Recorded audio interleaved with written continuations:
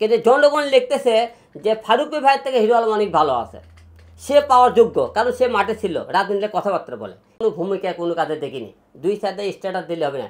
এখানে যারা পাওয়ার উপযুক্ত আপনি তাকে দেন না কেন? যারা দেশের জন্য এত কিছু করলে তাদেরকে দিচ্ছেন না কেন? আপনারা যার আছে তাকেই দিতেছে। এবং সে রাজনীতির কয়দিন কি করছে, সে উপদেষ্টা হওয়ার মতো কি কি কাজ করছে তারা দেখান, যে এই লোকটা এই উপদেষ্টা, যারা রাজনীতির দলের সাথে যুক্ত তাদেরকে দেন না কেন? তাহলে জনগণ কথা বলবে না কেন?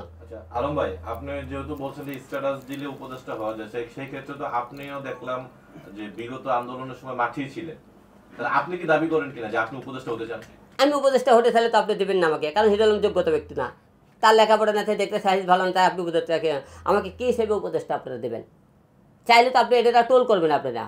কিন্তু জনগণ লিখতেছে যে ফারুকী ভাইয়ের থেকে হিরো আলম অনেক ভালো আছে, সে পাওয়ার যোগ্য, কারণ সে মাঠে ছিল, রাজনীতিতে কথাবার্তা বলে। কিন্তু আমি চাই না। জনগণের প্রশ্ন কথা বললাম আমি, আমার প্রশ্ন নাই এটা। জনগণ চাইলে আপনি যাবেন কিনা? না, জনগণ চাইলে দাম না, কারণ এই রাজনীতির কোনো ভবিষ্যৎ নাই।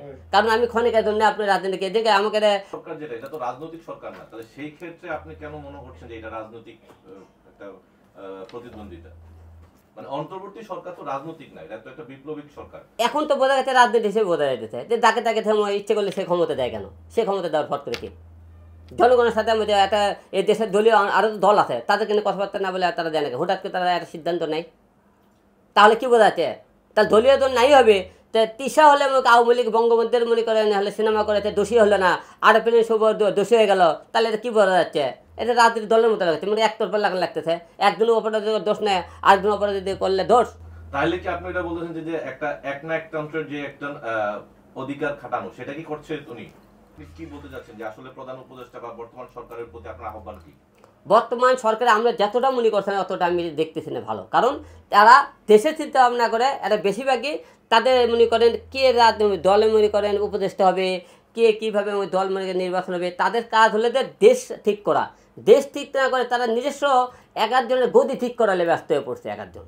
আচ্ছা, আপনাকে যদি উপদেষ্টা হিসাবে কল করা হয়, আপনি কি উপদেষ্টা হতে রাজি হবেন কিনা? না, আমি উপদেষ্টা হতে চাই না, আমি রাজনীতি থেকে কামব্যাক করতে চাই না, রাজনীতি থেকে মাপ চাই, দোয়া চাই। রাজনৈতিক বাইরে কোনো রাজনৈতিক দল না, রাজনৈতিক দল না, সেই ক্ষেত্রে আসলে যদি আপনাকে কল করা হয়, আপনি কি উপদেষ্টা হবেন কিনা? না, হব না, কারণ আমার উপদেষ্টা হওয়ার মতো যোগ্যতা নাই, এই জন্য আমি হব না।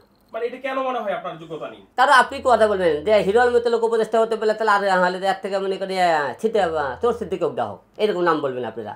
এর থেকে মনে করি অগ্দা হোক, কারণ কি আপনি হিরো আলমের তো লেখাপড়া নাই, হিরো আলম দেখতে ভালো না, তা আপনি আমাকে উপদেষ্টা কি হিসেবে দিতে চান? আমি রাজনীতি থেকে কেন ইস্তফা দিলাম? যে আমি রাজনীতি করলে অনেক দল আমাকে মেনে নেয় না। কী কারণে মেনে নেয় না? আওয়ামী লীগ সরকার রানিং সভা 4 বার নির্বাচন করে 2 বার পাশ করলাম, আমাকে দিল না। বিএনপি সরকার মনে করেন ক্ষমতা না আসতে তারা উপরে আমার উপরে হামলা হলো, এবং তারাও আমাকে জীবনে কিছু দিবে না।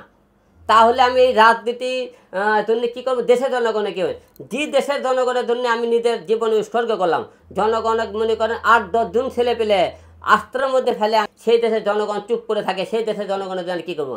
আমি মারা গেলে আমার মাকে দেখার মতো তো কেউ নাই যে আমি সেই রাজনীতি করবো, যে আমার পরিবারকে দেখার মতো কেউ নাই, কারণ তার বিচার পাইতেছে না, তাহলে দেশের জনগণের আমি আর কী করবো?